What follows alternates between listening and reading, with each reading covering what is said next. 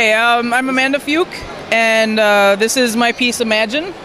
And I kind of came up with the idea of doing some. I had done an art piece last year, and I wanted to do another one this year. I'm an artist myself, and so I was kind of thinking I was trying to come up with something, and I decided I wanted to play with the shadow sculpture. I've seen them in the past done traditionally through modeling and sculpture and all that kind of stuff. And I liked the idea of the fact that with Lego, you have to use what you have. I mean, you can mod, but that's evil. Yeah. Yes. You have to use what you're given, and I really always enjoy that aspect of it.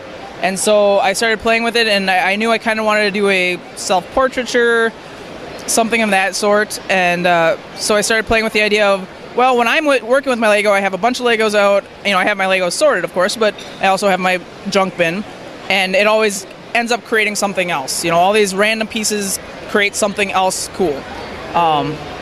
So I started playing with it, and I sketched out a silhouette first and just started very slowly. So that was the process. You kind of said, I want to achieve this, and then kind of how to like reverse engineer how to make that. Exactly. I literally had to sketch up. The light was up, the boards, everything was set up and ready to go, and I went, all right, now what can make this? And so I literally very, very slowly started getting things. I got like the nose was going, and so this little piece is the nose tip. This little 2x2 round dish. Yeah. And I'm like, okay, well that looks like a nose. Now how to attach that to the rest of the face? And what was interesting is by the time I finally got the process going, and it was going in the right direction, it actually came together fairly quickly. But then of course I had to get it here. I'm from Minnesota, so we have to travel. And I'm like, okay, well, some of this stuff is connected by one stud. Literally. It's not going to travel well. It's like 2x2 studs on a base plate, and that's it. I mean, or like there's a jumper plate that's connecting this whole piece together, or all that. So I realized, I have to figure out. So I took detailed pictures, and I took everything down, packed it up nicely, and then measured out like distance here, distance there, how far over.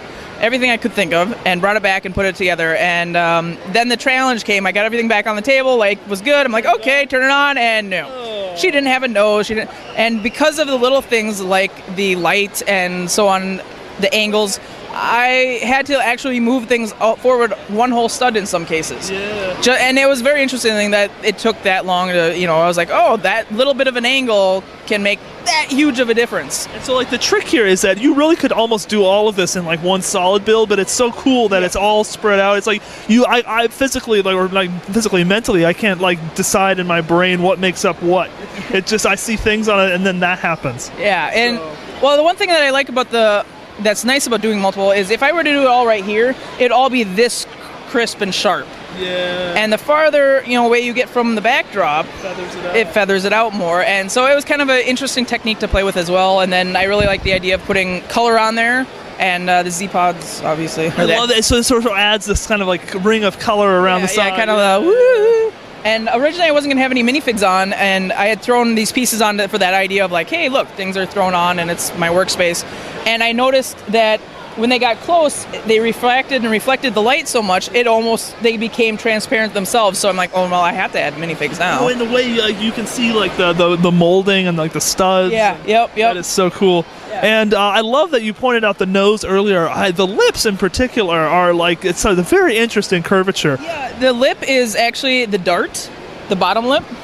So if you look right here, that is the bottom lip. The top lip is the tip of the wing. And then because the dart obviously has holes in it, the minifig's head fills in all of the bottom lip. Except for the little highlight, which I liked, so I wasn't going to mess with it. So did you learn anything about the transparency of Lego elements in the process of doing this, other than the fact that Z-Pods have really cool shadows? Yeah, one thing that I thought was interesting was the fact that Lego is obviously shiny most of the time, unless something's wrong or it's been very old. And so I had to deal with some of the refraction issues with that, and the fact that...